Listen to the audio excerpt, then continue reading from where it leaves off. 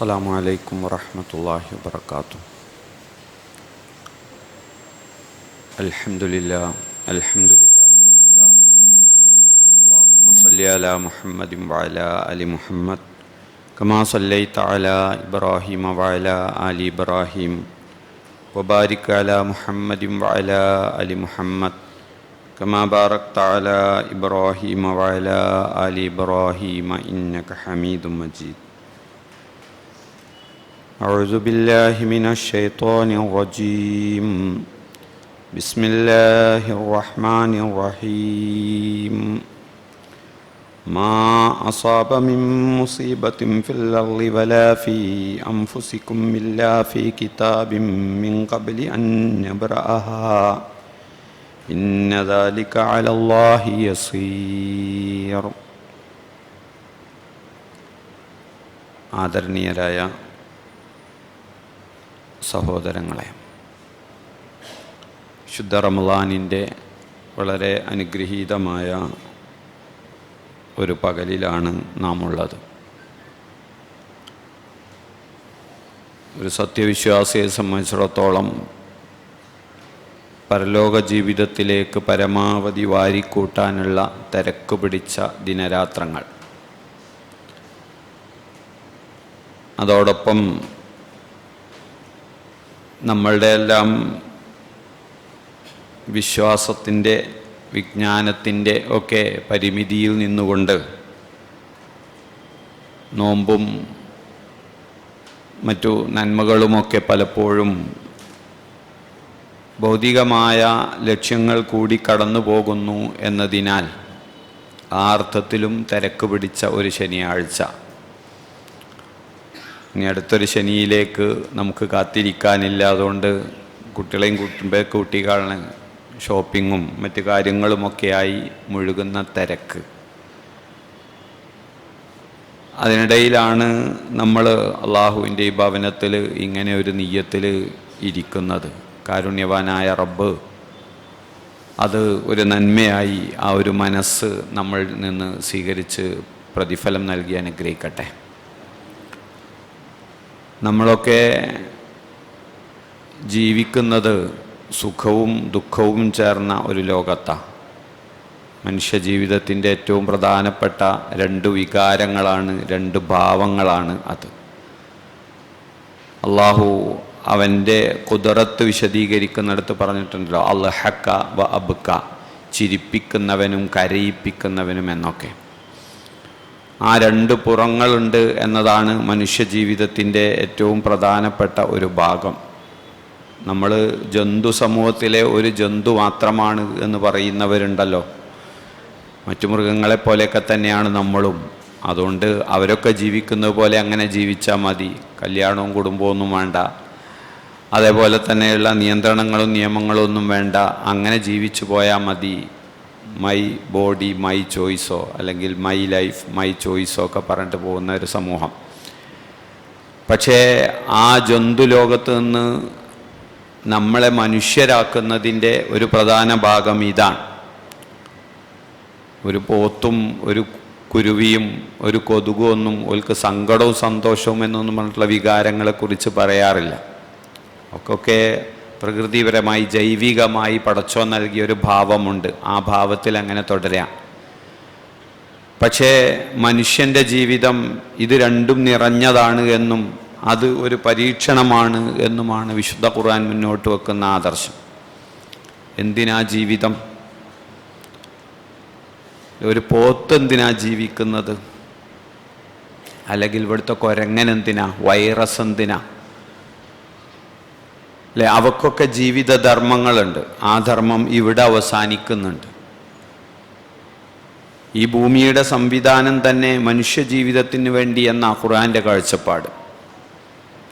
നമുക്ക് ഉപദ്രവമെന്ന് തോന്നുന്നതും നമുക്ക് ഗുണകരമെന്ന് നാം കണ്ടെത്തുന്നതുമായ എല്ലാം നമുക്ക് വേണ്ടി പടച്ചു എന്ന റബ്ബ് പറയുന്നത്. അവയുടെയൊക്കെ ജീവിതത്തിന് ആ ഒരു ധർമ്മേ ഉള്ളൂ.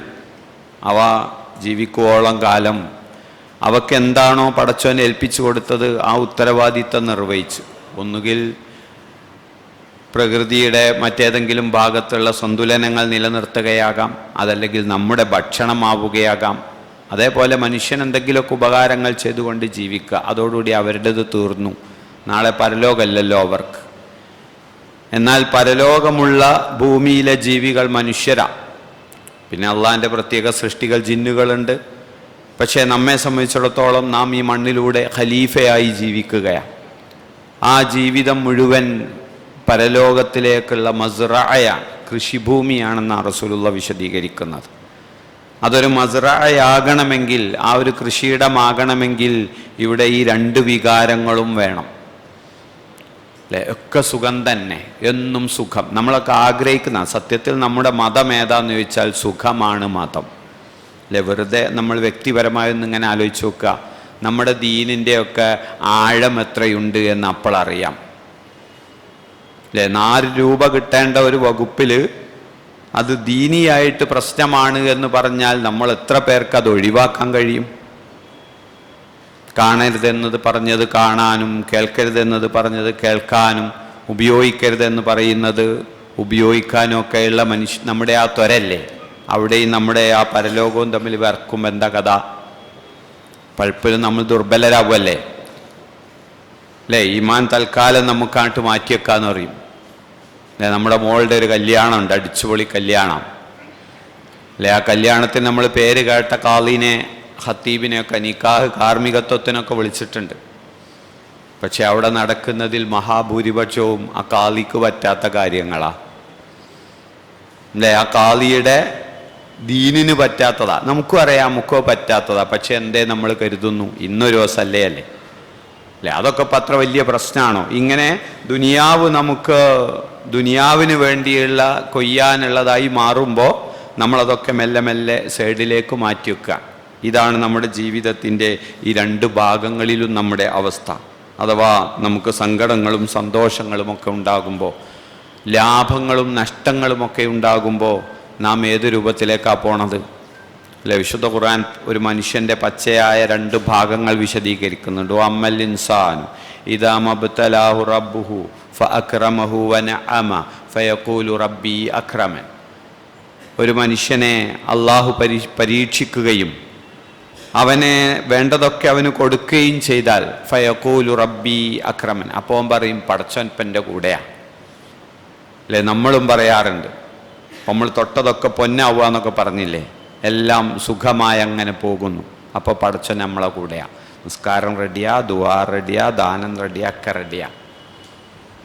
വഅമ്മാ ഇദാ മബ്തലാഹു ഫഖദറ അലൈഹി റിസ്ഖ ഫയഖൂലു റബ്ബി അഹാനൻ. എന്നാലോ അവനെ അള്ളാഹു പരീക്ഷിക്കുകയും അവന് കൊടുക്കുന്നതൊക്കെ ഒരു അളവിലാക്കുകയും ചെയ്താൽ, കൊടുക്കാതിരിക്കല്ല കേട്ടോ ചെയ്തത്, ഒരളവിൽ ഖദറ, ഒരു ഖദറനുസരിച്ചാക്കുകയും ചെയ്താൽ ഫയഖൂലു റബ്ബി അഹാനൻ, അപ്പോൾ അവന് പറയാനുള്ളത് എന്താ?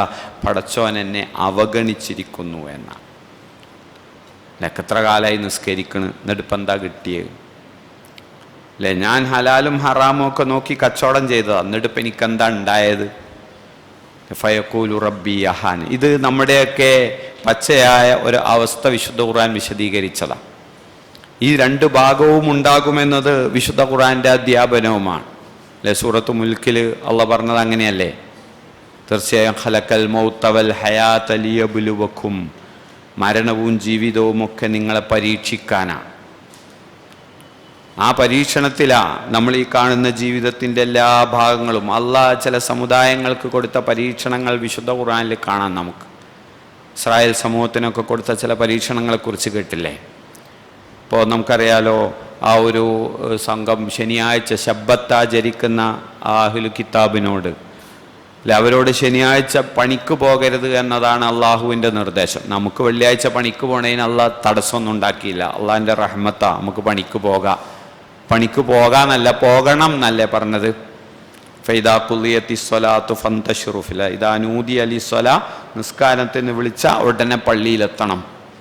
വൈദാ ഖുളിയത്തി സ്വലാ, നിസ്കാരം കഴിഞ്ഞാൽ ഫന്തശിറു ഫിൽ, നിങ്ങൾ പിന്നെ ദിക്റും ദുആയും ഇത്തികാഫുമായിട്ട് എല്ലാ കാലവും അവിടെ ഇരിക്കരുത്. ഫന്തശിറു ഫിൽ വബ്തഗൂ മിൻ ഫളിലില്ലാ, അള്ളാഹുവിൻ്റെ ഔദാര്യങ്ങൾ തെരഞ്ഞ് ജോലി അന്വേഷിച്ച് വരവന്വേഷിച്ച് പൊയ്ക്കോളിങ്ങളെന്നാ, പോകണം നിങ്ങളെന്നാ അവരോട് പറഞ്ഞു. ശബ്ബത്തിൻ്റെ ദിവസം അവരുടെ ജോലി, അവരൊരു തീരദേശക്കാരായിരുന്നു, മീൻ പിടിക്കാൻ പോകരുതുകാർ. അപ്പം നിറച്ചു മീനാ.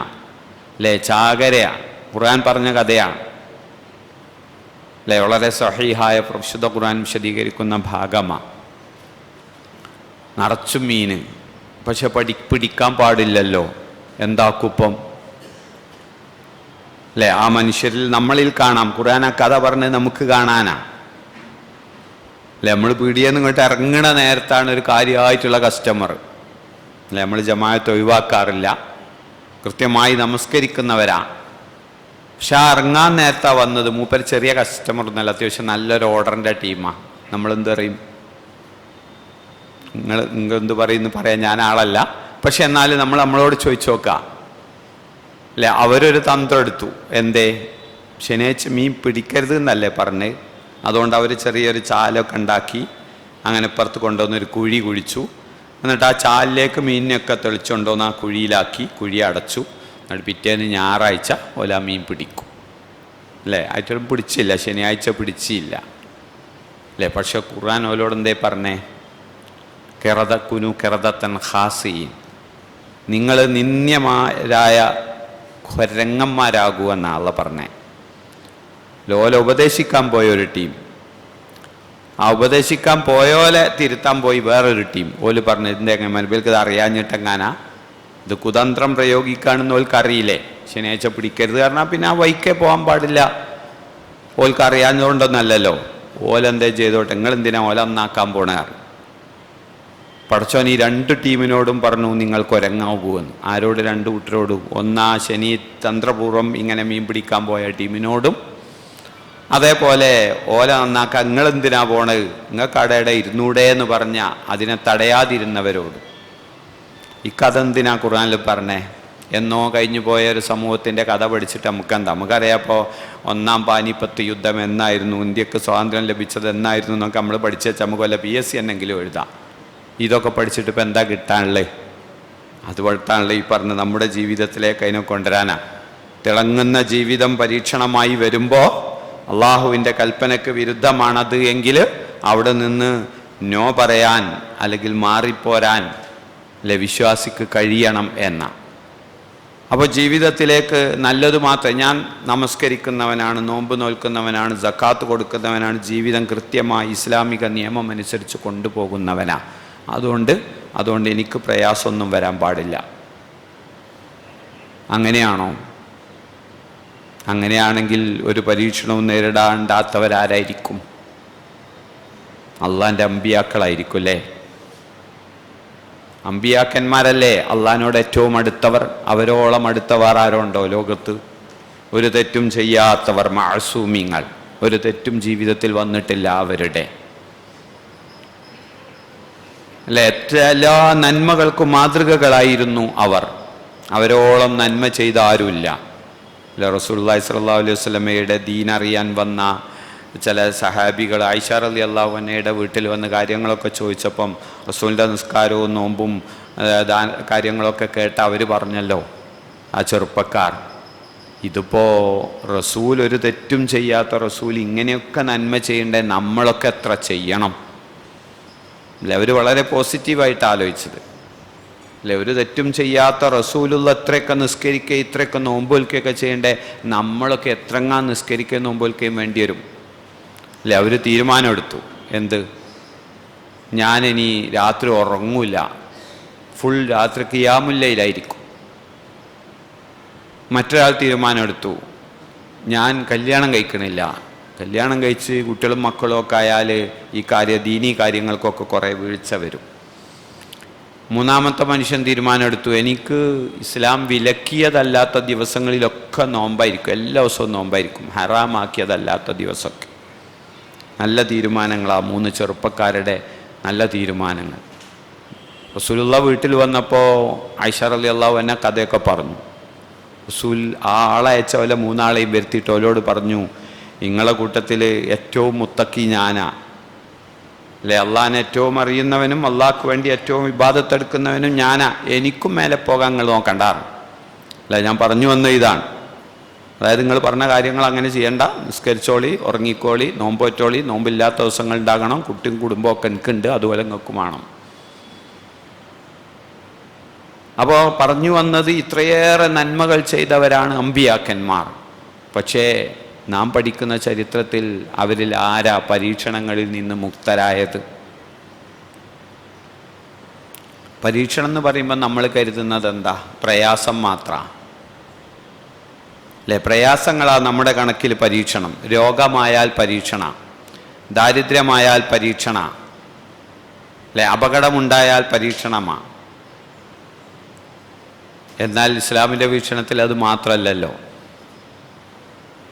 ആരോഗ്യമുണ്ടായാൽ പരീക്ഷണ, സമ്പത്തുണ്ടായാൽ പരീക്ഷണ അല്ലേ. രണ്ടു ഭാഗവും ഇസ്ലാമികമായി ഒരേപോലെ പ്രധാനമായ പരീക്ഷണങ്ങളാണ്. നമ്മുടെ കാഴ്ചപ്പാടിൽ പരീക്ഷണം എന്ന് പറയുന്നത് ഈ പറഞ്ഞ ദുരന്തങ്ങളാണ്, നഷ്ടങ്ങളാണ്. ലാഭത്തിനെയും പരീക്ഷണമായി കാണാൻ കഴിയുമ്പോഴേ അല്ലെ വിശ്വാസിക്ക് പരലോകം ജയിക്കാൻ കഴിയും. അതുകൊണ്ടാണ് അജബല്ലി അംറിൽ മുഅ്മിൻ, വിശ്വാസിയുടെ കാര്യം എന്തൊരത്ഭുത. റസൂലുള്ളാഹി പറഞ്ഞു, അവന് അംറുഹു കുല്ലുഹു ഖൈർ, അവൻ്റെ കാര്യങ്ങളൊക്കെയും അവന് പുണ്യമാണ്, എല്ലാം പുണ്യമാണ്.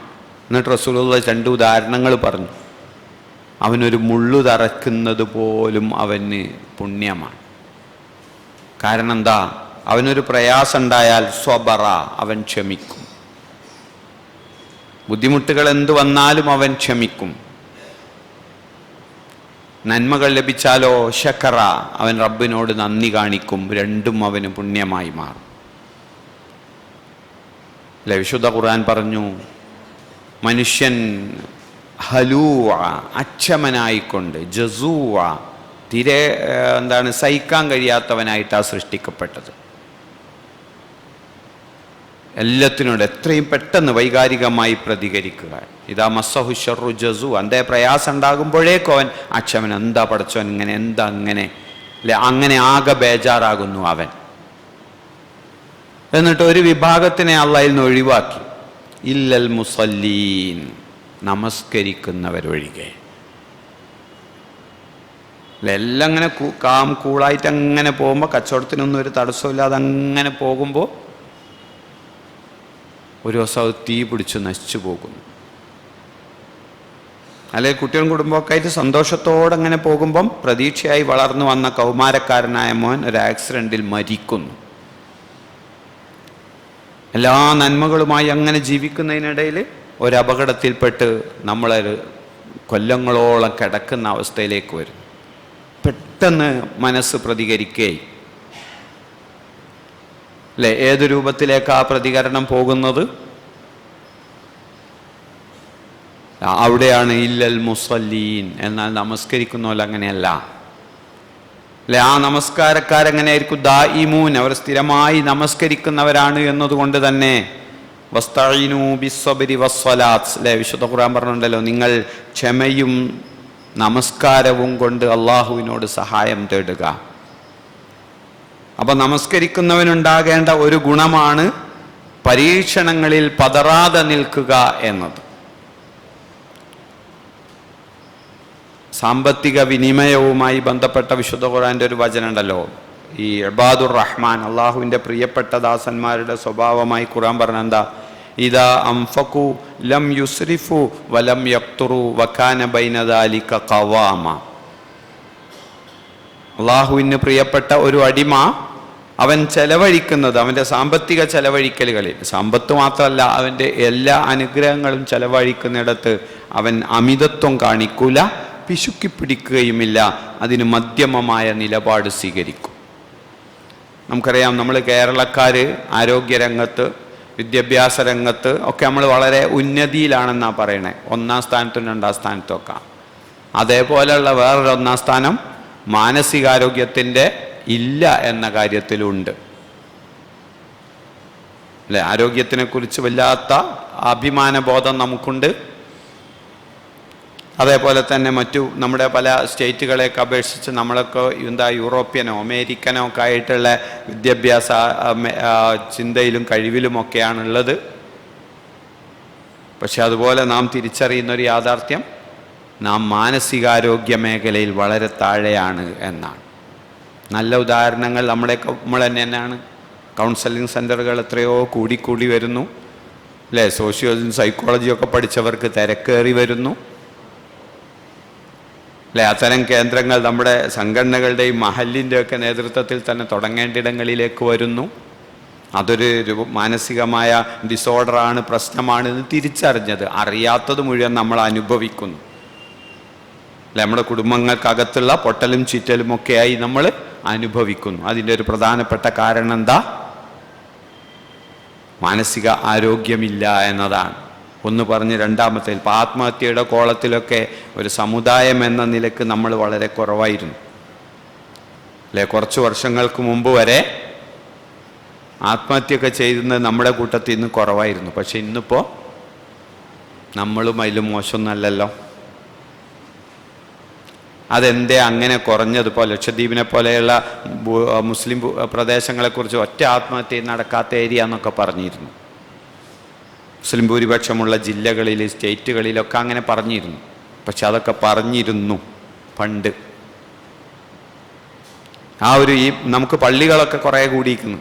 അതിന് ശേഷം അന്നത്തെ കാലത്തിനെ അപേക്ഷിച്ച് എത്രയോ പള്ളി കൂടി, പഠന അവസരങ്ങൾ കൂടി, പഠിച്ചവരും കൂടി. പക്ഷേ എന്നിട്ടെന്തേ? അവിടെ മാ അസാബ മിൻ മുസീബത്തിൻ ഫിൽ അർളി വലാ ഫിസ്സമാ ഫി അൻഫുസിക്കും, ഭൂമിയിലാകട്ടെ ഇനി നിങ്ങളിൽ തന്നെ ആകട്ടെ ഒരു മുസീബത്തും, ഒരു പ്രയാസവും ഒരു അപകടവും സംഭവിക്കുന്നില്ല ഇല്ലാ ഫി കിതാബിൻ മിൻ ഖബ്ലി അൻ നബ്റഅഹ, നാം രേഖപ്പെടുത്തിയിട്ടല്ലാതെ, പടച്ചോൻ രേഖപ്പെടുത്തിയിട്ടല്ലാതെ ഒന്നും ഈ പ്രപഞ്ചത്തിൽ നടക്കുന്നില്ല എന്നുള്ളൊരു അവസാന ഈമാൻ കാര്യമുണ്ട്, അല്ലേ? നമ്മൾ ഈമാൻ കാര്യത്തിനെ 1, 2, 3, 4, 5, 6 അങ്ങനെ എണ്ണിപ്പോന്നതാ. അതിൽ 6ാമത്തതായിട്ടാണ് നമ്മൾ നന്മയും തിന്മയും അള്ളാഹുവിൽ നിന്നാണ് എന്ന് ഉരുവിട്ട് പഠിച്ചത്. അത് 6ാമതാകേണ്ടതല്ല, അത് എണ്ണിയപ്പം അങ്ങനെ ആയി എന്നേ ഉള്ളൂ. അല്ലാതെ ക്രമത്തിൽ ആദ്യം നിസ്കരിക്കണം, പിന്നെ നോമ്പ് നോൽക്കണം, അല്ല സക്കാത്ത് കൊടുക്കണം, പിന്നെ നോമ്പ് നോൽക്കണം, പിന്നെ ഹജ്ജ് ചെയ്യണം, അങ്ങനെയാണോ? നിസ്കാരം തുടങ്ങുമ്പോൾ തന്നെ ഹജ്ജിന് ബാധ്യത ഉണ്ടോ ചെയ്യണ്ടേ? അന്ന് തന്നെ അവന് സക്കാത്തിന് കൊടുക്കാൻ ശേഷിയുള്ളവനാണെങ്കിൽ അത് കൊടുക്കണ്ടേ? അതുപോലെ തന്നെയാണ് ഈമാൻ കാര്യവും. അവസാനം ഉണ്ടാകേണ്ടതല്ല, ജീവിതത്തിൽ ആദ്യം തന്നെ ഒന്നിച്ച് നടക്കേണ്ട ഈമാനായത്, അല്ലേ? ഓരോ നമസ്കാര ശേഷവും നമ്മൾ പറയുന്നുണ്ട് അല്ലാഹുമ്മ അന്തസ്സലാം വമിൻകസ്സലാം തബാറക്ത യാ ദൽ ജലാലി വൽ ഇക്റാം, അല്ലേ? പടച്ചോനെ നീയാ സമാധാനം, നിന്നിൽ നിന്നാ സമാധാനം, എല്ലാ ആദരവുകളും ശേഷികളും ഒക്കെയുള്ളവൻ നീ മാത്രമാണ്. അതിനുശേഷം അല്ലാഹുമ്മ ലാ മാനിഅ, അല്ലേ? ഇതൊക്കെ നമ്മൾ അർത്ഥം അറിഞ്ഞിട്ട് ചൊല്ലുന്നുണ്ടോ? ഇല്ലൽ മുസല്ലി എന്ന് പറഞ്ഞാൽ അതുകൊണ്ടാ. നിസ്കാരം കൃത്യമായി നിർവഹിക്കുകയാണെങ്കിൽ ഈ പറഞ്ഞ ബോധം അകത്തേക്ക് വരും. ലാ മാനിഅ ലിമാ അഅതൈത, റബ്ബേ നീ തടഞ്ഞത് നീ നൽകിയത് തടയാൻ ഒരാൾക്കും കഴിയില്ല. അല്ലാഹുമ്മ ലാ മാനിഅ ലിമാ അഅതൈത, നീ തന്നത് തടയാൻ ഒരാൾക്കും കഴിയില്ല. വലാ മുഅ്തിയ ലിമാ മനഅത, നീ തടഞ്ഞത് തരാനും കഴിയില്ല. എന്തൊരാശ്വാസ സത്യത്തിൽ ആ ദിക്ർ ഒരു വിശ്വാസിക്ക് നൽകുന്നത്. ഒരുപാട് ടെൻഷനുമായിട്ടാവും നിസ്കാരപ്പായയിലേക്ക് വന്നത്, എല്ലാം ഇറക്കി വെച്ചിട്ടാവും നിസ്കാരം കഴിഞ്ഞ് പോണത്. എന്താ പറഞ്ഞത്? കിട്ടുമോ? നമുക്ക് കിട്ടുമോ? ഞാൻ കിട്ടണമെന്ന് ഒരുപാട് ആഗ്രഹിച്ചതാ, ഒരുപാട് ശ്രമിച്ചതാ. എന്തിന് ടെൻഷൻ? പടച്ചോൻ തരണം വിചാരിച്ചിട്ടുണ്ടെങ്കിൽ കിട്ടും, അല്ലേ? നമ്മൾ പറയലുണ്ട് ചുണ്ടിനും കപ്പിനും ഇടയിൽ വെച്ച് എന്നൊക്കെ പറയലുണ്ട്, അല്ലേ? നഷ്ടപ്പെട്ടു പോയിന്ന്. അതില്ല അന്നബ്രഅഹ, അല്ല രേഖപ്പെടുത്തിയതാ, അല്ലേ? അള്ളാഹു രേഖപ്പെടുത്തി. എൻ്റെ റിസ്ക് അത് ഞാൻ വരും മുമ്പേ അള്ളാഹു രേഖപ്പെടുത്തി കഴിഞ്ഞു, അല്ലേ? എന്ന് പറഞ്ഞാൽ ഇനി ഞാൻ ഏടെങ്കിലും കുത്തിരുന്ന് ദിക്റില്ല മദീന അല്ല, എന്നോട് നായ നയിക്കും പോലെ നയിക്കാൻ പറഞ്ഞിരിക്കണം, അല്ലേ? മരിക്കുന്നത് വരെ അധ്വാനിക്കാൻ പറഞ്ഞിട്ടുണ്ട്. പക്ഷെ എനിക്ക് എത്രത്തോളം കിട്ടും അത് നേരത്തെ രേഖപ്പെടുത്തി കഴിഞ്ഞു. അപ്പം എനിക്കത് കിട്ടാത്തത് അതൊരു സിസ്റ്റത്തിൻ്റെയും താരാറല്ല, അതെനിക്ക് റബ്ബ് എഴുതിയത് അങ്ങനെയാണ്. എത്ര സ്വസ്ഥാണ് ആ ഈമാൻ കാര്യത്തിലെ 6ാമത്തത്,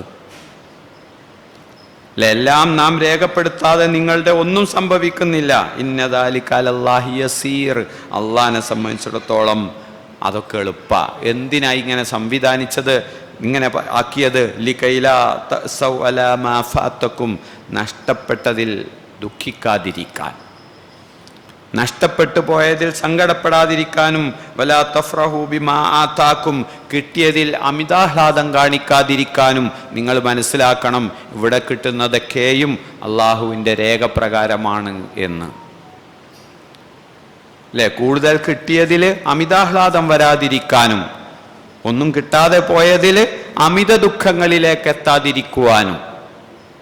ഈ രണ്ട് മേഖലകളിൽ നിന്നാണ് നമ്മൾ ആത്മഹത്യയിലേക്ക് പോവുക. ഒന്നിപ്പോൾ ഈ വികസിത രാജ്യങ്ങളുടെ പ്രശ്നം പോലെ ആഗ്രഹങ്ങളൊക്കെ സഫലീകരിക്കട്ടെ, ഇനിയിപ്പോൾ എന്തിനും ജീവിക്കണം എന്ന. അല്ലെ? യൂത്തനേഷ്യയൊക്കെ നിയമപരമാക്കിയ രാജ്യങ്ങളുണ്ടല്ലോ, ദയാവധം. അതിൻ്റെ ഒരു ചെറിയ ഒരു കൊലം ഇപ്പം നമ്മുടെ സുപ്രീം കോടതി കഴിഞ്ഞ ദിവസം അനുവദിച്ചു. നേർക്കേറുള്ള ദയാവധമല്ല, പിന്നെ നമ്മുടെ എന്താണ് ജീവൻ നിലനിർത്തുന്ന ഉപകരണങ്ങളൊക്കെ മാറ്റിക്കൊണ്ടുള്ള ഒരു ദയാവധത്തിന്. പക്ഷെ അത് മാത്രമല്ല, എനിക്ക് കിട്ടേണ്ടതൊക്കെ കിട്ടി, ഇനി എന്തിനാ ഞാൻ ഈ വേദനയും സഹിച്ച് കിടക്കണേ, ഞങ്ങൾ കൊന്നേക്കൂ മരുന്ന് കുത്തിവെച്ച്. അത് മാനവികതയാണത്രേ. അല്ലേ? വാപ്പാൻ്റെ വേദന നമുക്ക് കാണാൻ വയ്യ, അതുകൊണ്ട് ഇഞ്ചക്ഷൻ കൊടുത്ത് വാപ്പാനെ കൊല്ലാം. അല്ലെ? ഞാൻ തന്നെ എഴുതി വെക്കുകയാണ്, വിൽപത്രം എഴുതും പോലെ ഞാൻ എഴുതി വെക്കുകയാണ്, ഞാൻ ഇങ്ങനത്തെ ഒരവസ്ഥയ്ക്ക് എത്തിയാൽ എന്നെ നിങ്ങൾ മരുന്ന് കുത്തിവെച്ചോ മറ്റോ കൊന്നോളൂ എന്ന്. അതാണ് മാനവികത എന്നാ പറയുന്നത്. അല്ലേ? അപ്പോൾ ഈ കഷ്ടപ്പാടുകളിൽ ഒന്നുമില്ലാതെ സുഖങ്ങൾ മാത്രം അനുഭവിച്ച് ജീവിച്ചിട്ട് ഉണ്ടാകാവുന്ന ഒരു നിരാശ ഉണ്ട്. അമിതമായി കിട്ടേണ്ടതൊക്കെ കിട്ടി, ഏറ്റവും നല്ല കാറ് കിട്ടി, ഏറ്റവും നല്ല വീട് കിട്ടി, ഏറ്റവും നല്ലതെല്ലാം ആസ്വദിച്ചു, ഇനി ഒന്നുമില്ല ആഗ്രഹിക്കാൻ. അതൊരു നിരാശ ഉണ്ടാക്കും. അതാണ് നമ്മളിവിടെയൊക്കെ ചില അമ്മമാരുടെയൊക്കെ കേന്ദ്രങ്ങളിൽ ഈ പറഞ്ഞ യൂറോപ്യന്മാരെ നല്ല വിദ്യാഭ്യാസവും കഴിവുകളൊക്കെ ഉള്ള ഓലെല്ലാം കൂടി കൊണ്ടുവച്ചാണ് ഇവിടെ ആശ്രമത്ത് കൂടുന്നില്ലേ? എല്ലാം കൂടി അവിടെ ഏൽപ്പിച്ചു കൊടുത്തിട്ട് ഇതിൽ നിന്നും വന്ന നിരാശകളാ, ഇനി എന്തിന് എങ്ങട്ട് എന്നുള്ളത്. അല്ലെ? അതേപോലെ പിന്നെ ഒന്നുമില്ലായ്മയിൽ നിന്നുള്ള നിരാശ, അതാ ഈ പറഞ്ഞ ആത്മഹത്യയിലേക്ക് പോകുന്ന മറ്റൊരു വശം. ഞാൻ എന്തിനു ജീവിക്കണം, തൊടുന്നതൊക്കെയും അപകടമായി മാറുന്നു, മേൽക്കുമേൽ പരീക്ഷണങ്ങൾ വരുന്നു. അല്ലെ? ഈ രണ്ടിടങ്ങളിലും ഇല്ല, അതൊക്കെ തന്നെയും അള്ളാഹുവിൻ്റെ കിതാബ് അനുസരിച്ച് മാത്രം നടന്ന സംഭവങ്ങളാണ് എന്ന് മനസ്സിലാക്കാൻ, എൻ്റെ ഈമാനിനെ ഉറപ്പിക്കാൻ റബ്ബ് തന്ന നിസ്കാരം പോലെ, നോമ്പ് പോലെ, സക്കാത്ത് പോലെ എനിക്കു തന്നതാണ് എൻ്റെ പരീക്ഷണം എന്ന് വിശ്വസിക്കാൻ കഴിഞ്ഞാൽ നമ്മൾ രക്ഷപ്പെട്ടു. നിസ്കാരം പോലെ, നോമ്പ് പോലെ അള്ളാഹു എൻ്റെ ഈമാൻ ശുദ്ധീകരിക്കാനും ബലപ്പെടുത്താനും പരീക്ഷിക്കാനും തന്നതാണെന്ന് ഉൾക്കൊള്ളാൻ കഴിഞ്ഞാൽ, അവിടെ ആ റസൂലുള്ള പറഞ്ഞത് അജബൻ, അത്ഭുതാണ്. അല്ലേ? അവൻ്റെ ആ കഷ്ടപ്പാടുകളും പ്രയാസങ്ങളും ദുരിതങ്ങളും ഒക്കെ അവന് നന്മയായി വരികയാണ്. റസൂൽ സല്ലല്ലാഹു അലൈഹി വസല്ലമയുടെ ഭാര്യയായി പിന്നീട് ജീവിതത്തിലേക്ക് വന്ന ഉമ്മു സലമ റളിയല്ലാഹു അൻഹയുമായി ബന്ധപ്പെട്ടൊരു ചരിത്രം ഉണ്ടല്ലോ. അല്ലേ? അവർ ആദ്യം ഇസ്ലാം സ്വീകരിച്ചു മക്കത്തുനിന്ന്, അതിൻ്റെ പേരിൽ കുടുംബം ഒഴിവാക്കി. പക്ഷേ ആദ്യഘട്ടത്തിൽ തന്നെ അബ്സീനിയയിലേക്ക് ഭർത്താവിനോടൊപ്പം ഹിജറ പോയി.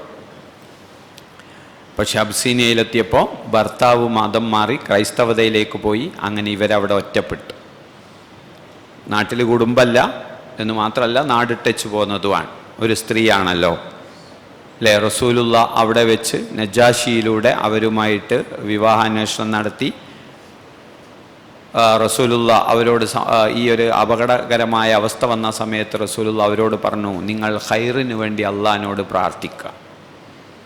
അപ്പോൾ അവർ പറയുന്നുണ്ട്, പിൽക്കാലത്ത് എൻ്റെ ഏറ്റവും കരളായിരുന്ന എൻ്റെ ഭർത്താവ്, അല്ലേ, അദ്ദേഹം എന്നെ വിട്ടു പോയിട്ട് ഇനി അതിലേറെ ഖൈറ് ഞാനെന്ത് ചോദിക്കാനാ?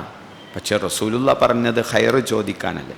ജീവിതത്തിൽ അനുഭവിക്കാവുന്ന ഏറ്റവും വലിയൊരു ദുരന്തത്തിലാണ് ഞാനുള്ളത്, അല്ലേ, ഖൈറ് ചോദിക്കാനാ പറയുന്നത്. പക്ഷെ റസൂല് പറഞ്ഞ പോലെ ഞാൻ ആ ഖൈറ് ചോദിച്ചു. പക്ഷേ ആ റസൂലിനെ തന്നെ എനിക്ക് എൻ്റെ ഭർത്താവായി അള്ളാഹ് കൊണ്ടുവന്നു. അല്ലേ? ഏത് പ്രയാസങ്ങളിലും കഷ്ടപ്പാടുകളിലും പരീക്ഷണങ്ങളിലും ഖൈറ് ചോദിക്കേണ്ടവൻ വിശ്വാസി. സക്കരിയ അലൈഹിസ്സലാം അല്ലെ, കുട്ടിക്ക് വേണ്ടിയുള്ള പ്രാർത്ഥനയുമായി ബന്ധപ്പെട്ട് പറഞ്ഞ ഖുർആൻ്റെ ഒരു പ്രയോഗം ഉണ്ടല്ലോ, പടച്ചോനെ ഞാൻ നിന്നോട് ചോദിച്ചിട്ട് നിരാശനായിട്ടില്ല. പടച്ചോനെ നിന്നോടുള്ള ദുആയിൽ എനിക്കിതുവരെ നിരാശ ഉണ്ടായിട്ടില്ല. ഞാൻ പറഞ്ഞ ഇതാണ്, ദുനിയാവിലെ മനുഷ്യൻ്റെ നന്മ തിന്മകൾ നോക്കിയിട്ടല്ല അള്ളാഹു പരീക്ഷണങ്ങൾ തരുന്നത്. ഇബ്രാഹിം നബി അലൈഹി സ്വലാമക്ക് ചരിത്രം പറയുന്ന 85-ാമത്തെ വയസ്സിലൊക്കെ ആ ഒരു കുട്ടിയെ കിട്ടിയത് എന്നാണ്, ഇസ്മായിലിനെ കിട്ടുന്നത്. എത്ര കൊല്ലം പ്രാർത്ഥിച്ചിട്ടുണ്ടാവും. യരിസുനി വയരിസു മിന്നാലി യാക്കൂബ്. അല്ലേ, പടച്ചോനെ എനിക്കെൻ്റെ സ്വത്തും ബിസിനസ്സും കൊണ്ടടക്കാനല്ല, ഞാൻ ഏറ്റെടുത്തൊരു ദൗത്യം ഉണ്ടല്ലോ, അള്ളാഹുവിലേക്ക് ക്ഷണിക്കുക എന്ന പണി, അത് ചെയ്യാൻ എനിക്കൊരാളെ തരണേ എന്ന് ഇബ്രാഹിം ഖലീലുള്ളയാണ്. ആരാ? അള്ളാഹുവിൻ്റെ കൂട്ടുകാരൻ.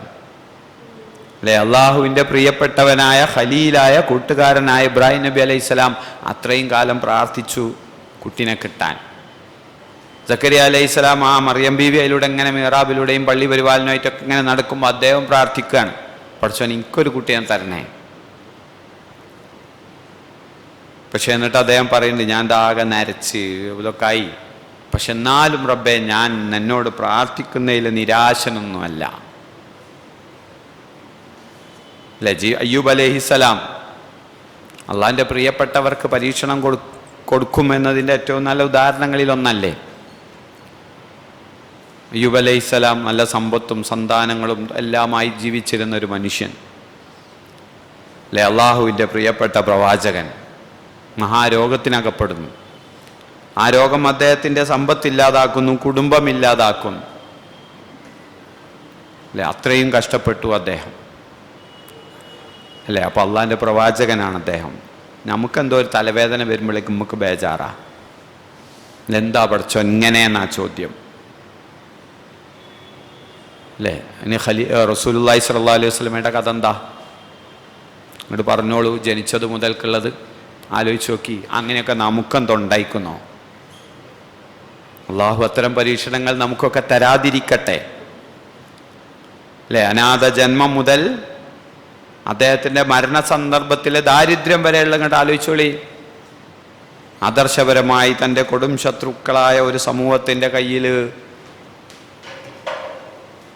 ഒരു അറബിയുടെ അഭിമാനമായ അങ്കി പണയം വെച്ചിട്ട് ചോറ് തിന്നേണ്ട കഷ്ടപ്പാടിലാ റസൂലുള്ള മരിക്കണേ. അല്ലേ, എന്നിട്ടാ അപ്പോൾ നമ്മളെ കച്ചവടത്തിന് 2 റുപ്യ കുറഞ്ഞപ്പോഴേക്ക് നമുക്കാകെ ബേജാറ്.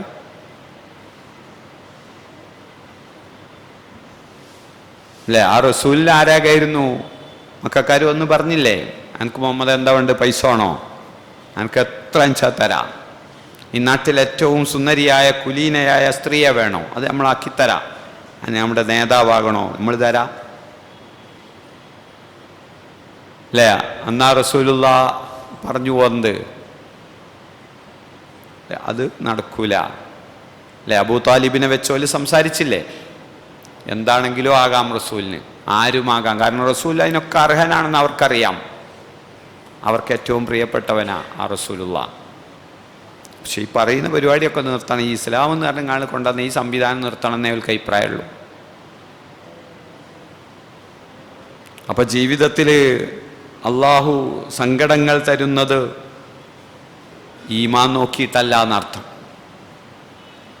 അല്ലേ, അങ്ങനെയാണെങ്കിൽ ഇപ്പോൾ നമുക്ക് തന്നെ നമ്മുടെ ചുറ്റുവട്ടത്ത് കാണുന്ന കുറേ കാര്യങ്ങളില്ലേ, ഈ പറഞ്ഞ ഹക്കും ബാത്തിലും ഒക്കെ നോക്കി നടത്തുന്ന കച്ചവടക്കാരൻ, ഓൻ പണ്ടും ഒറ്റമുറി പീടിയയിൽ ഇപ്പോഴും ഒറ്റമുറി പീടിയ തന്നെ. അന്നതൊന്നും നോക്കാതെ നടത്തിയോനൊക്കെ അന്ന് പേടൊക്കെ എത്തിപ്പോയോലുണ്ട്.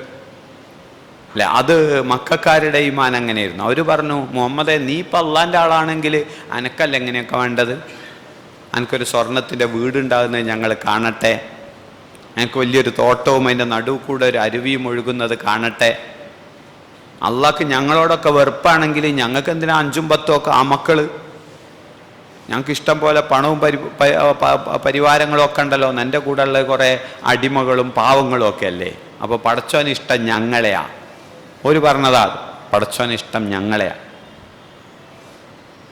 അപ്പോൾ പടച്ചോൻ ഈ ദുനിയാവിൽ തരുന്നതും തരാതിരിക്കുന്നതും ഒന്നും നമ്മുടെ ഈമാനിൻ്റെ അടിസ്ഥാനത്തിലല്ല, മറിച്ച് നമ്മുടെ ഈമാൻ പരീക്ഷിക്കാനാണ്. കാറൂന് കൊടുത്തു റബ്ബ്. കാറൂൻ ദരിദ്രനല്ലേ, മൂസാ അലൈഹി സ്വലാമയുടെ കാലത്ത് മഹാദരിദ്രനായിരുന്നു അദ്ദേഹം ആദ്യത്തിൽ. പക്ഷെ പിന്നീട് അള്ളാഹ് കൊടുത്തു, ഇഷ്ടം പോലെ കൊടുത്തു. ഒരൊട്ടക കൂട്ടത്തിന് എടുക്കാൻ മാത്രം ഖജാനൻ്റെ താക്കോൽ തന്നെ ഉണ്ടായിരുന്നു എന്നാ. എന്നിട്ട് അള്ളാഹ് പറഞ്ഞു അഹ്സിൻ കമാ അഹ്സന അല്ലാഹു ഇലൈക്, ഖാറൂനെ അനക്ക് അള്ളാഹ് തന്നില്ലേ അതുപോലെ ഈ കുറച്ച് ആളുകൾക്കും കൊടുക്ക് അല്ലേ, നിനക്ക് തന്നതുപോലെ നീ കുറച്ച് മനുഷ്യന്മാർക്കൊക്കെ ഒന്ന് കൊടുക്കുന്ന അല്ലേ. അപ്പം അയാൾ പറഞ്ഞു അല്ല ഇൽമിൻ ഇന്തി, ഇതിൻ്റെ എൻ്റെ അറിവുകൊണ്ട് ഞാൻ ഉണ്ടാക്കിയതാണ് കാരണം അല്ലേ. അത് ഖാറൂന് കൊടുത്തുകൊണ്ട് നൽകി അള്ളാഹ് പരീക്ഷണം അല്ലെ, കൊടുത്തുകൊണ്ട് നൽകി അള്ളാഹു പരീക്ഷണം. ഈ പറഞ്ഞ അമ്പിയാക്കന്മാർക്കും സാദാത്തുക്കളായ കുറെ മനുഷ്യന്മാർക്കും അല്ല കൊടുക്കാതെ നൽകി അള്ളാഹ് പരീക്ഷണം അല്ലെ. എങ്ങനെയാണത് ഉപയോഗപ്പെടുത്തുന്നത് എന്നത് അല്ലെ. നല്ല മുത്തക്കിങ്ങളായി നടക്കുന്ന മനുഷ്യന്മാർക്ക് ചില രോഗമൊക്കെ വരുന്നത് കാണുമ്പോൾ നമുക്കാകെ ബേജാറാണ്. ആ പണ്ഡിതന് അത്രയും തക്കവയോടുകൂടി നമ്മളൊക്കെ ആദരിച്ച മനുഷ്യന് എന്ത് കടുത്ത വേദനയും രോഗമൊക്കെ അള്ളാഹ് കൊടുത്ത്, അവർക്കില്ല ബേജാറ്, നോക്കിക്കണം നമുക്കുണ്ട്. എന്തൊരു പരീക്ഷണമായി പോയി അള്ളാഹു അവർക്ക് കൊടുത്തതിന് കൊടുത്തത് നമുക്ക് തോന്നാറില്ലേ? ഇല്ല, അതവർക്ക് ഖൈറ അല്ലേ, അതവർക്ക് ഖൈറ. നമ്മളും അതിൽ എനിക്കങ്ങനത്തെ രോഗം ഒന്നും വരുതുക, മേൽക്കുമേൽ പരീക്ഷണം വരുമ്പോൾ ആരോ എന്തോ ചെയ്തതാണോ എന്ന് ആലോചിച്ചെടുക്കല്ല വേണ്ടേ അല്ലേ. പുതിയ പുരയ്ക്ക് ചെന്ന് നോക്കുമ്പോൾ 1-ാം ദിവസം നമ്മ വീണ് കാല് പൊട്ടി അല്ലേ, 3-ാം ദിവസം ഓൾക്ക് ക്യാൻസർ ഉണ്ട് എന്ന് തിരിച്ചറിഞ്ഞു അല്ലേ. ഒരു മാസം കഴിഞ്ഞപ്പോഴേക്ക് എൻ്റെ കച്ചവടപ്പീടിയ പൂട്ടണ്ടി എന്ന് ആരാ എന്താ ചെയ്തതെന്ന് തിരഞ്ഞെടുക്കല്ല അല്ലേ. ആ വീടിൻ്റെ സ്ഥാനം മാറ്റി, വാതിൽ അങ്ങോട്ട് മാറ്റി, ജനൽ ഇങ്ങോട്ട് മാറ്റി എന്നല്ല. അവിടെ ആലോചിക്കേണ്ടത് 2 കാര്യമാണ്. ഒന്ന്, എൻ്റെ അടുത്തെന്തോ പ്രശ്നമുണ്ടോ, അതാ പരീക്ഷണങ്ങളിൽ നമ്മൾ എന്ത് നിലപാടാണ് എടുക്കേണ്ടത്. അതിലൊന്നാമത് വേണ്ടത് എൻ്റെ അടുത്തെന്തോ പ്രശ്നമുണ്ടോ, ഞാനൊന്ന് തിരുത്താൻ റബ്ബ് തന്നതാണോ,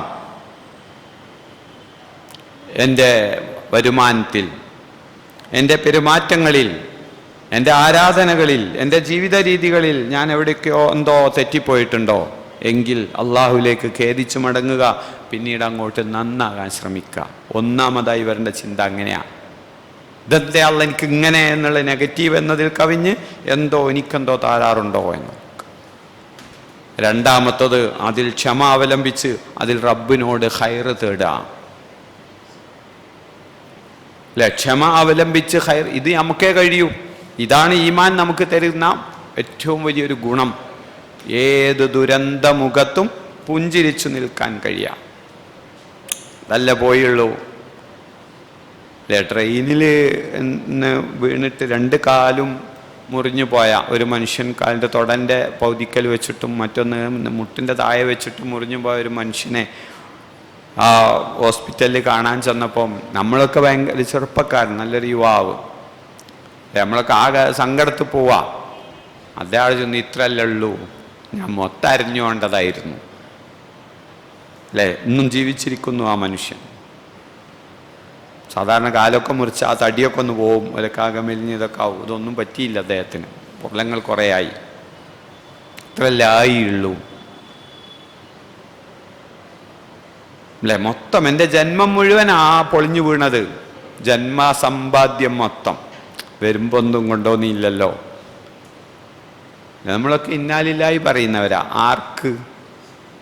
ആർക്കെങ്കിലും ഉള്ള അപകടം കേൾക്കുമ്പോൾ അല്ലേ. ഒരു വിശ്വാസിയുടെ ഗുണമായി വിശുദ്ധ ഖുർആൻ പറഞ്ഞൊരു കാര്യമാണ്. പ്രശ്നങ്ങൾ ഉണ്ടാകുമ്പോൾ, പ്രയാസം ഉണ്ടാകുമ്പോഴെന്താ അവർ ചെയ്യുക? അവർ പറയും ഇന്നാ ലില്ലാഹി വ ഇന്നാ ഇലൈഹി റാജിഊൻ, ഞങ്ങൾ അള്ളാഹ്ക്കുള്ളതാണ്. മരിക്കുമ്പോൾ മാത്രമല്ലല്ലോ, അപകടങ്ങളുടെ പ്രയാസകരമായ ഏത് സാഹചര്യങ്ങൾ കേൾക്കുമ്പോഴും നമുക്ക് പറയാനുള്ളതാണ്.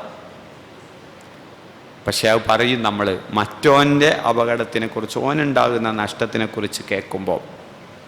എന്നാൽ സ്വയം വരുമ്പോഴോ അല്ലെ, ആകണ്ടായിരുന്ന ആണും പെണ്ണുമായിട്ടുണ്ടായിരുന്ന ഒരുത്തനാ നമ്മൾ വാർദ്ധക്യത്തിൻ്റെ അവശതകളിലേക്കും കഷ്ടപ്പാടിലേക്കും ഒക്കെ പോയിക്കൊണ്ടിരിക്കുക. ആ ഒരുത്തനെ അള്ളാഹ് വിളിച്ചുപോയി. പിന്നെ ഈ വാപ്പയായ എനിക്ക്, ഉമ്മയായ എനിക്ക് സഹിക്കാൻ കഴിയണില്ല, ഇനി ആരാ അല്ലേ. ഇത് പടച്ചോനുള്ള നമുക്ക് അങ്ങനെ ആലോചിക്കാനേ പറ്റൂല, മറ്റവർക്ക് ആലോചിക്കാം അല്ലേ. പണ്ട് നമ്മുടെ കേരളത്തിലെ ഒരു പ്രഗത്ഭനായ ഒരു നിരീശ്വരവാദിയായ ഒരു മനുഷ്യൻ, മുസ്ലിം പേരുള്ള ഒരു മനുഷ്യൻ, അദ്ദേഹത്തിൻ്റെ ഒരു കൂട്ടുകാരൻ്റെ മകൻ മരിച്ചപ്പം, കൗമാരക്കാരനായ ഏക മകൻ മരിച്ചപ്പോൾ ആ വീട്ടിൽ താസിയത്തിന് വേണ്ടി സന്ദർശിക്കാൻ പോയ കഥ പറഞ്ഞിട്ടുണ്ട്. അല്ല, അവിടെ ചെന്നു.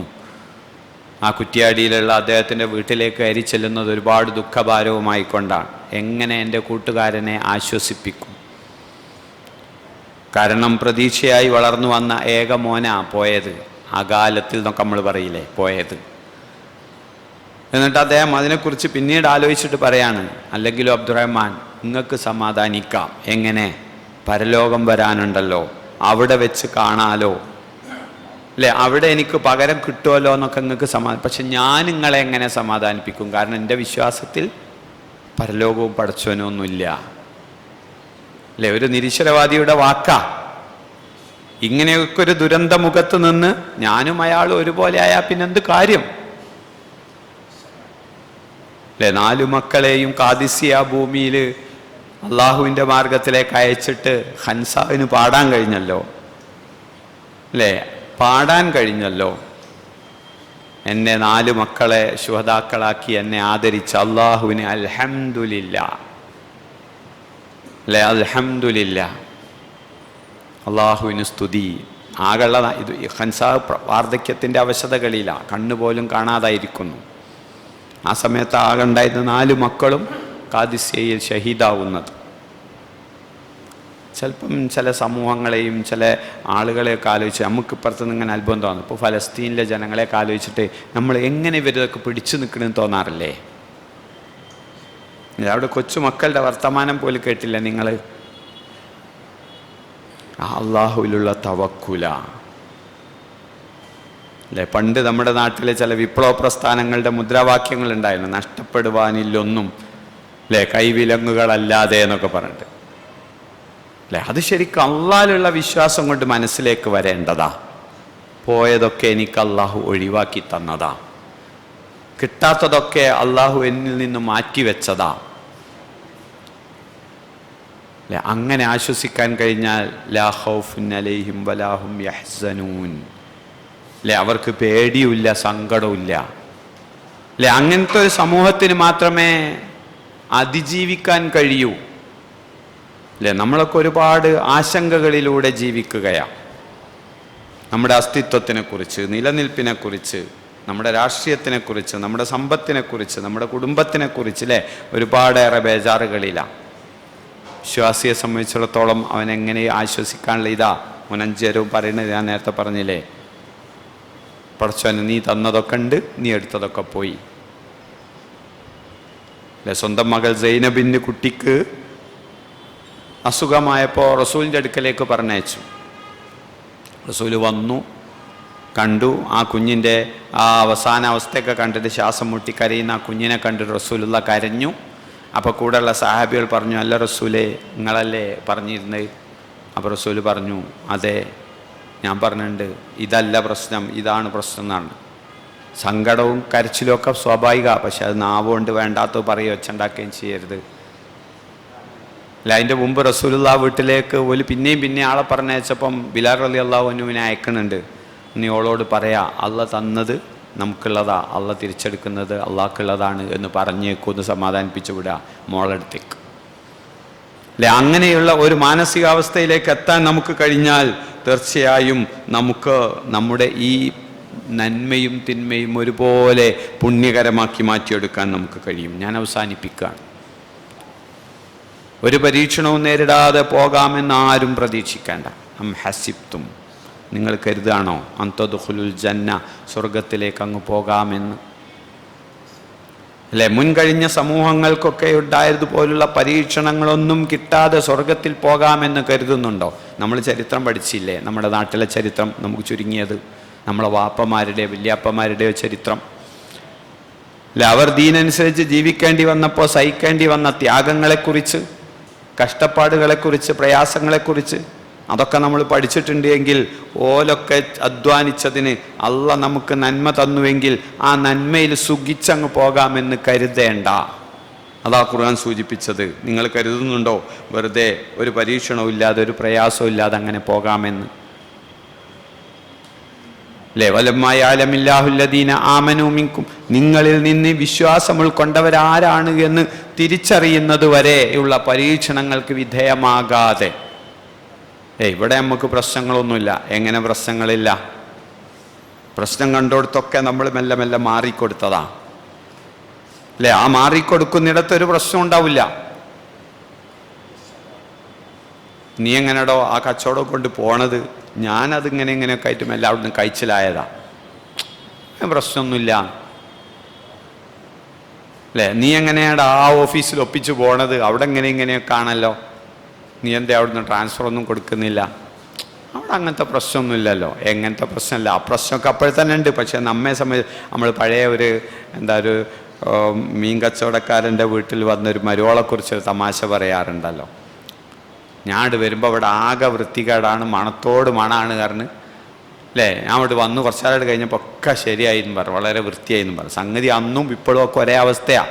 സാധാരണക്ക് അവരെ അങ്ങനത്തെ ഒരു കച്ചവടക്കാരൻ്റെ വീട്ടിലൊക്കെ ആകുമ്പോൾ അതിൻ്റെതായ പ്രയാസങ്ങളൊക്കെ ഉണ്ടാവുമല്ലോ. ആലയും പുല്ലും ഒക്കെ ഉള്ളൊരു തറവാട്ടിൽ ചെന്നുണ്ടെങ്കിൽ ചാണകം മണക്കൂലേ, അതുപോലെ അവിടെ മണം ഉണ്ടാവും. അതിന് ആര് വന്നിട്ടും കാര്യമൊന്നുമില്ല. പക്ഷെ എൻ്റെ ധാരണ ഞാൻ വന്നപ്പോൾ ഉഷാറായിന്ന, അതുപോലെ ഇവൻ ഇങ്ങോട്ട് വന്നപ്പോൾ മാറിയിട്ടൊന്നുമില്ല, ഓൻ അതിനനുസരിച്ചായിട്ട് മാറിയതാ. ഏതായിരുന്നാലും ജീവിതത്തിൽ രോഗങ്ങൾ വരും. വലനബുലുവന്നക്കും, നമ്മൾ മറക്കാതെ ഓർത്തിരിക്കേണ്ട ഒരു വചന. വലനബുലുവന്നക്കും ബിശൈഇൻ മിനൽ ഖൗഫി വൽ ജൂഇ വനഖ്സിൻ മിനൽ അംവാലി വൽ അൻഫുസി വസ്സമറാത്ത് വബശ്ശിരിസ് സ്വാബിരീൻ. വലനബുലുവന്നക്കും, ആ ഖുർആന്റെ ശൈലി 2 പ്രാവശ്യം ശക്തിപ്പെടുത്തിക്കൊണ്ട് പറയാം, ലാന്നും അവസാനം നാന്നും. വലനബുലുവന്നക്കും, നിങ്ങളെ നാം പരീക്ഷിക്കുക തന്നെ ചെയ്യും, നിങ്ങളെ നാം പരീക്ഷിക്കുക തന്നെ ചെയ്യും. ബിശൈഇൻ മിനൽ ഖൗഫ്, പേടി, വൽ ജൂഅ്, വിശപ്പ്, വനഖ്സിൻ മിനൽ അംവാലി വൽ അൻഫുസ്, സാമ്പത്തിക മാന്ദ്യം, മരണങ്ങൾ, ഇക്കാരണങ്ങൾ കൊണ്ട് നിങ്ങളെ പരീക്ഷിക്കുക തന്നെ ചെയ്യും. എല്ലാവർക്കും അള്ളാഹ് പറഞ്ഞ അങ്ങനെയാ. കാത്തിരുന്നാലൊരു ഗുണമുണ്ട്, അപ്രതീക്ഷിതെന്ന് പറയില്ല. അതൊക്കെ നമ്മൾ നേരത്തെ കരുതിയതാണല്ലേ. പരലോകത്ത് കിതാബ് കിട്ടുമ്പോൾ വിശ്വാസികളായ ആളുകൾ പറയുന്നൊരു കാര്യം ഉണ്ടല്ലോ, ഹാ ഉമുഖ്റവു കിതാബിയ ഇന്നീ ലനന്തു അന്നീ മുലാഖിൻ ഹിസാബിയ. ദോക്കിൻ്റെ പുസ്തകം ഒന്ന് വായിച്ചു നോക്കി, ഇന്നീ ലനന്തു അന്നീ മുലാഖിൻ ഹിസാബിയ. ഇങ്ങനത്തെ ഒരു കണക്ക് നോക്കുന്ന ദിവസം വരാനുണ്ട്, നിങ്ങൾക്ക് അറിയായിരുന്നു, അതുകൊണ്ട് ഞാൻ അവിടെ പണിയെടുത്തിരുന്നു എന്ന് പറഞ്ഞ് സന്തോഷിക്കും അവിടെ എന്നാണ് അല്ലേ. അതേപോലെ ഇങ്ങനെ എന്തായാലും അള്ളാന്റെ പരീക്ഷണം, ഖൗഫ് അല്ലേ, ചില പ്രയോഗങ്ങൾ, പേടി അല്ലെ. ഇന്നത്തെ ഏറ്റവും വലിയൊരു പ്രശ്നം ഫോബിയ അല്ലെ, പേടിയാ. എന്തിനെക്കുറിച്ചെല്ലാമോ ഉള്ള പേടിയാ. കൊറോണ ഉണ്ടായതിനേക്കാൾ വലിയത് എന്തായിരുന്നു? കൊറോണയെ കുറിച്ചുള്ള പേടിയായിരുന്നു അല്ലെ. പ്രളയം എവിടെയോ വരുന്നുണ്ട് എന്ന് കേൾക്കുമ്പോഴേക്കുള്ള പേടി, പ്രളയം നമ്മളവിടേക്ക് വരുമോ എന്നുള്ള പേടിയാ, ഖൗഫ്. ഇപ്പൊ ഇതാ യുദ്ധം നടക്കുന്നു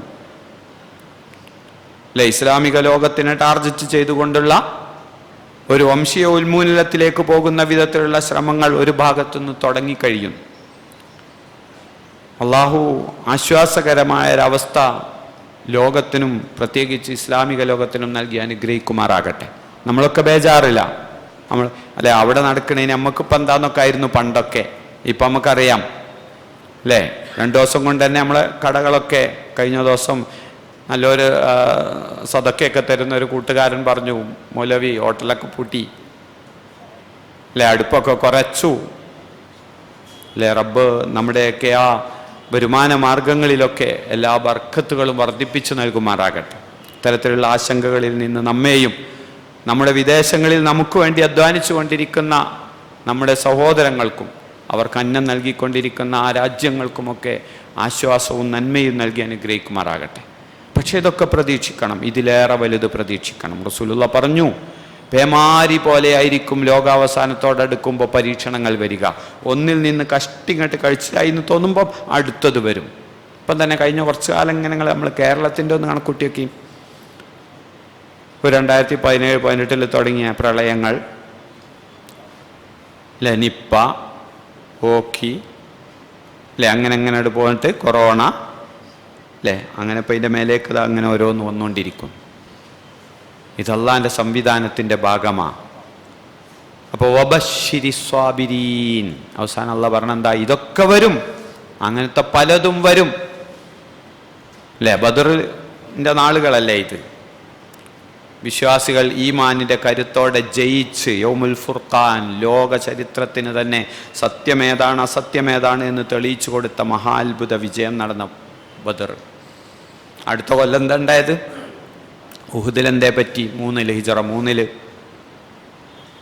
അനുസരണക്കേടിൻ്റെ തിക്തഫലം ഇങ്ങനെയായിരിക്കുമെന്ന് പഠിപ്പിക്കാൻ ഉഹുദിൽ ആ റസൂലിൻ്റെ സംഘത്തിനെ തന്നെ റസൂലുള്ള തോൽപ്പിച്ചു കൊടുത്തു അല്ലേ? ആ അബൂബക്കർ സിദ്ദീഖും ഉമറും അലിയും ഒക്കെയുള്ള റസൂലുള്ളയുള്ള ആ ബദറിലെ പടയാളികൾ ഉണ്ടായിരുന്ന അതേ സംഘത്തിന് തന്നെ അള്ളാഹ് തോൽവി കൊടുത്തു.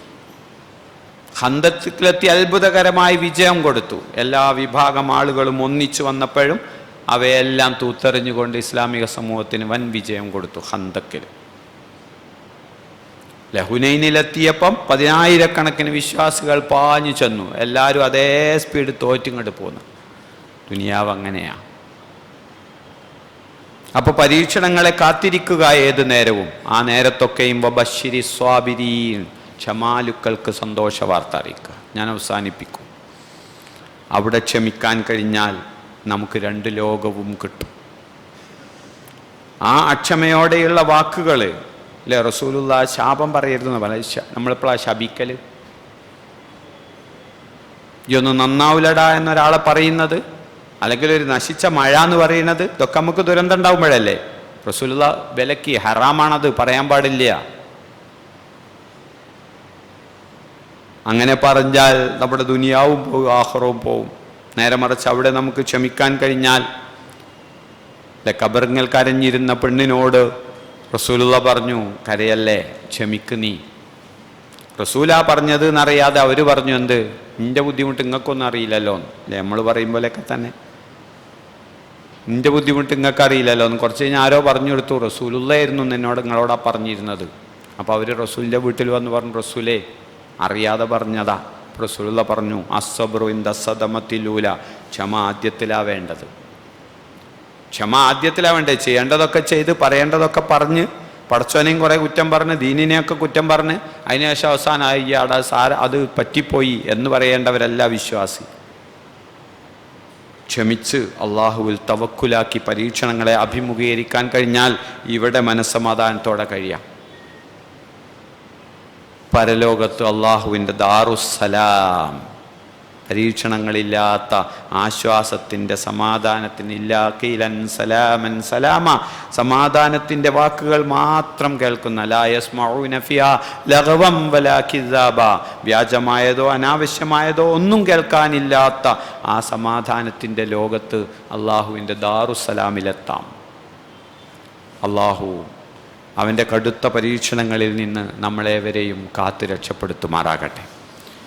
അള്ളാഹു നൽകുന്ന പരീക്ഷണങ്ങളിലെല്ലാം ക്ഷമിച്ചു നിന്ന് നന്മ നേടുവാനുള്ള ഈമാൻ നൽകി നമ്മേവരെയും അനുഗ്രഹിക്കുമാറാകട്ടെ. പടച്ചവനെ, ജീവിതത്തിൽ പലതും കഴിഞ്ഞു പോയി, പലയിടങ്ങളിലും ഇടറിപ്പോയി.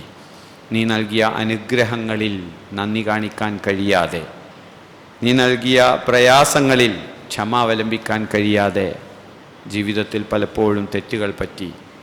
ഗഫൂറായ റബ്ബേ, നോമ്പുകാരായ ഞങ്ങളുടെ ഈ ഒരു പ്രാർത്ഥന നീ സ്വീകരിച്ച് ഞങ്ങളുടെ അത്തരത്തിലുള്ള എല്ലാ നന്ദികേടുകളും നീ ഞങ്ങൾക്ക് പുറത്തു മാപ്പാക്കി തരണമേ നാഥ. കൂടുതൽ ഈമാനികമായ ജീവിതം നയിക്കുവാനുള്ള ഇൽമ് നൽകി നീ ഞങ്ങളെ അനുഗ്രഹിക്കണമേ റബ്ബേ. പടച്ചവനെ, ഞങ്ങൾ ഇന്ന് അനുഭവിച്ചു കൊണ്ടിരിക്കുന്ന എല്ലാ ആശങ്കകളിലും പ്രയാസങ്ങളിലും നീ ഞങ്ങൾക്ക് ആശ്വാസവും രക്ഷയും നൽകി അനുഗ്രഹിക്കണമേ റബ്ബേ. പടച്ചവനെ, ഇസ്ലാമിക ലോകത്ത് ശാന്തിയും സമാധാനവും നൽകി അനുഗ്രഹിക്കണമേ റബ്ബേ. പതിറ്റാണ്ടുകളായി പരീക്ഷണങ്ങൾക്ക് വിധേയമായി പ്രയാസപ്പെട്ടുകൊണ്ടിരിക്കുന്ന ഫലസ്തീനിലെ ഞങ്ങളുടെ സഹോദരങ്ങൾക്ക്, അവിടെ നിരപരാധികളായി മരിച്ചു വീഴുന്ന ആ കൊച്ചു കുഞ്ഞുങ്ങൾക്ക് പടച്ചവനെ, അവർക്കൊക്കെ നീ നല്ല പകരക്കാരെ നൽകുകയും പ്രതിനിധികളെ നൽകുകയും അവർക്കൊക്കെ ഇസ്സത്ത് നൽകി വിജയം നൽകി അനുഗ്രഹിക്കുകയും ചെയ്യണമേ റബ്ബേ. റബ്ബേ, നിൻ്റെ മാർഗത്തിൽ സത്യവിശ്വാസികളായി ജീവിച്ച് നിനക്ക് പ്രിയപ്പെട്ടവരായി മരിച്ച് നീ നിൻ്റെ ഇഷ്ടക്കാർക്ക് നൽകുന്ന ജന്നാത്തുൽ ഫിർദൗസിൻ്റെ അവകാശികളാകുവാൻ നീ ഞങ്ങൾക്ക് തൗഫീക്ക് നൽകണമേ നാഥ. റബ്ബേ, ഞങ്ങളിൽ നിന്ന് വിട്ടുപിരിഞ്ഞു പോയ ഞങ്ങളുടെ സത്യവിശ്വാസികളായ മാതാപിതാക്കൾ, ഇണകൾ, മക്കൾ, സഹോദരങ്ങൾ, കാരുണ്യവാനായ റബ്ബേ, നീ അവരുടെ ബർസഖിയായ ജീവിതം സ്വർഗീയമാക്കി നൽകണമേ. നാളെ നിന്റെ വിശുദ്ധ ജന്നത്തിൽ ഒന്നിച്ചു കൂടുവാനുള്ള ഭാഗ്യം നൽകി അനുഗ്രഹിക്കണമേ. റബ്ബന തഖബ്ബൽ മിന്നാ ഇന്നക അൻത സമീഉൽ അലീം വതുബ് അലൈനാ ഇന്നക അൻത തവ്വാബുർ റഹീം വഗ്ഫിർ ലനാ യാ ഗാഫിറൽ മുദ്നിബീൻ. റബ്ബന അഇസ്സൽ ഇസ്ലാമ വൽ മുസ്ലിമീൻ. റബ്ബന ഹബ് ലനാ മിൻ അസ്വാജിനാ വദുരിയാതിനാ ഖുറത അയുൻ വജഅൽനാ ലിൽ മുത്തഖീന ഇമാമ. റബ്ബന അത്തിനാ ഫിദ് ദുനിയ ഹസന വഫിൽ ആഖിറതി ഹസനത വഖിനാ അദാബന്നാർ. പുറത്ത് നടക്കുന്ന കളക്ഷൻ എൻ്റെ നാട്ടിലെ സാമൂഹ്യക്ഷേമ പ്രവർത്തനങ്ങൾക്ക് വേണ്ടിയുള്ളതാണ്. പാലത്ത് ചളന്നൂർ പഞ്ചായത്തിലെ പാലത്ത് പ്രദേശത്ത് കുറേയേറെ പാവപ്പെട്ട ആളുകൾക്ക് അത്താണിയാകുന്ന ഒരു സംരംഭമാണ് അവിടുത്തെ യൂണിറ്റി. മാസാന്തമുള്ള റേഷൻ ഭക്ഷണം കൊടുക്കൽ,